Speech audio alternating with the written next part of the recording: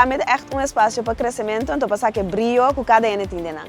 Literatura, ambiente, música, hende, like film, all of that. Wintertuin para mim tá festival assombroso. Ito ang melting pot de diferente arte, diferente expressions. Itong komunidad, kami na artista ng tayong espasyo para apresentar ng arte, no matter what que o arte tá. Ito nifiká uma experiência com livre na minha medicina.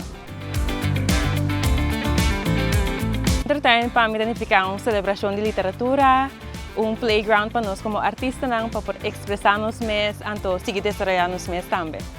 Vai ter uma atividade a trobe, mas great, mas bonita, uma experiência cultural, artístico. Wintertuin, dia 20 de setembro, awor aqui na Landhuis Vredenberg. Sorba, hotel, so mita guardabo na ambiente stage.